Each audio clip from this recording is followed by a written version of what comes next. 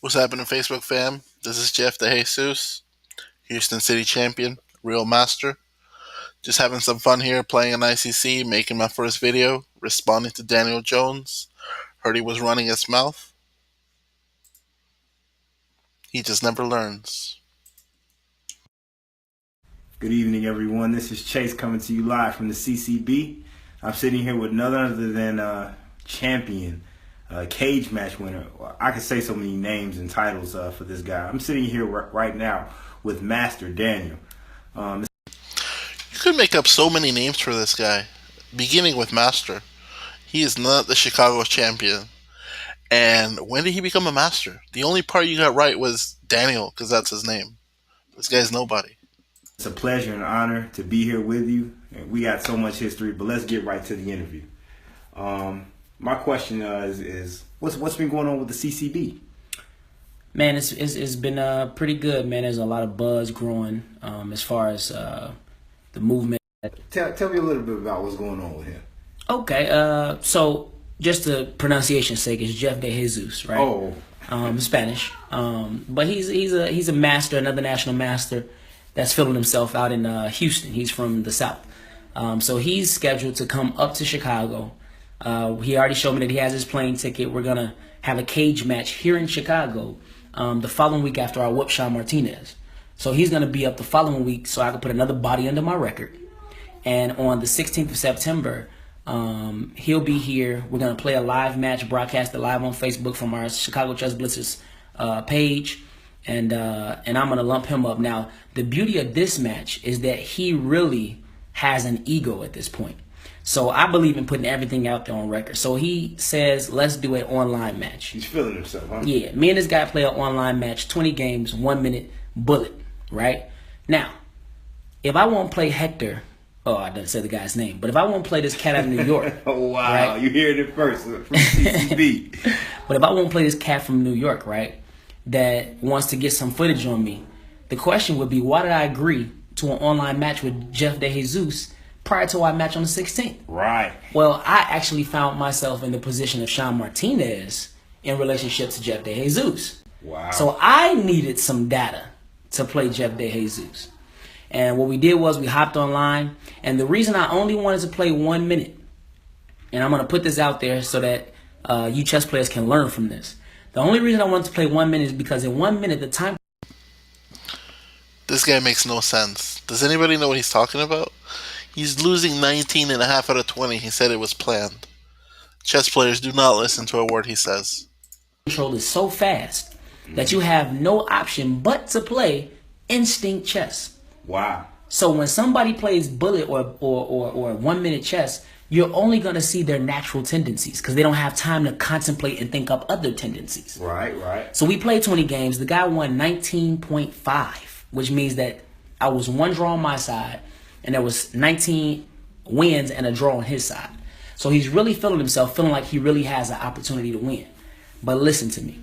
When I say that these games, I absolutely feel no danger whatsoever. The tendencies that I saw, the opening choice selection that I saw, the tactical ability that I saw, this guy has nothing but one facet to his game. So you a decent in game. He had. Let's see what he's talking about. Let's look at some of these examples. Here we have Daniel Jones trying to get out of the opening. Starts off with a Mora, mixes it up with a Grand Prix. I don't think he knows what he's doing. One-dimensional. He only knows what attack. Look at this garbage. H4, F4, E4. He's down a pawn. He's already lost. Easily he lost this game. Let's go to the next game. He lost in the opening on this one. Next game again. He's lost out of the opening. He plays his junk. Muhammad, reverse Leningrad, whatever garbage he calls it. It was move 17 with even material. Look at his king. How is this guy an expert? He's not a master, guys. But let me just show you something. It's even material, move 17. Let's see what the computer says the evaluation is. This is like -5. It's like -5. It's climbing. You know, you can't play chess like this. He gets away with it. He plays the people at the parks. He plays these amateurs that don't know how to defend. They just fall for checkmate. You can't play a real master this way. You're gonna get slaughtered. You need to ask for mercy. Talk to Nathan Kelly. Tell him to put somebody stronger in that cage. You don't want to go through with this, man. Next game. He tries to get tactical. Look at his pieces, first of all. He has no sense of where the pieces go. Again, H4. Where are you going with that? Action is on the queen side. We both castles queen side. Rook G1. Seriously? You need lessons. Crushed. Absolutely crushed.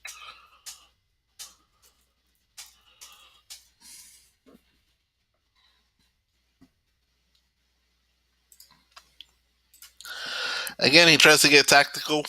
Plays this, I don't know, whatever he calls his opening. Weak. It doesn't do anything. Don't get tactical, man. Maybe you should trade to the endgame. Maybe you have a better shot there. Let's see. I think we had some endgames. Oh, there we go. He got tired of getting tactical. It was too much for him. He couldn't calculate. Starts trading. Bishop takes e2. Gives me the bishop pair. Maybe he trades again. He's just trading to trade because he's just tired of getting checkmated. So far, so good. It's about an equal position.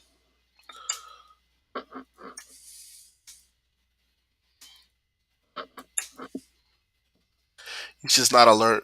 He's too slow, too weak, too slow. He could say if it was a slow game, I would see it or whatever. But if it was a slower game, you might not have an equal position. You might be lost earlier on. Same thing with the endgame. Looks like an equal position. He's happy to trade, of course, as long as he doesn't get checkmated playing a stronger player. The difference when he trades and I trade is that I have a purpose. I have strategy behind my trades. Just pushing him back. He has no idea what to do. Look at this knight on the edge of the board. 5 moves, he goes from having an equal position to a lost position. This is an equal position, and this is a lost position. I know he said my endgame is decent. Let me give you a word of advice in the endgame. The king is a strong piece. You should activate it.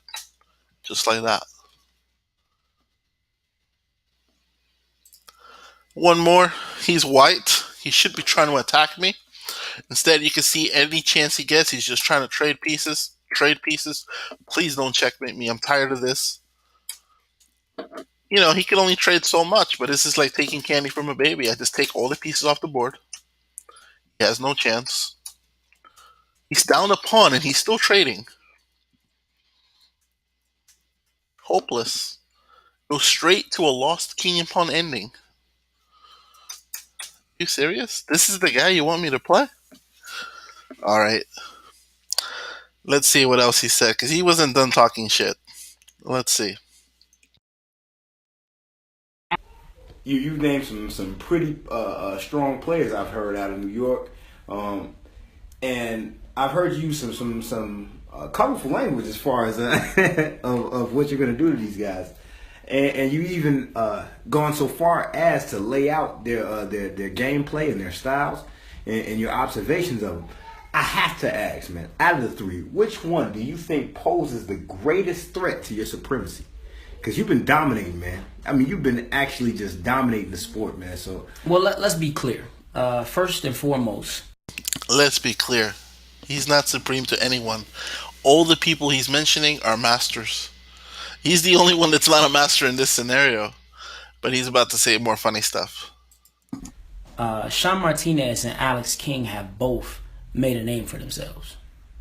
All right, but this cat, Jeff DeJesus, the only reason he's getting some ticket attention is because he mentioned my name.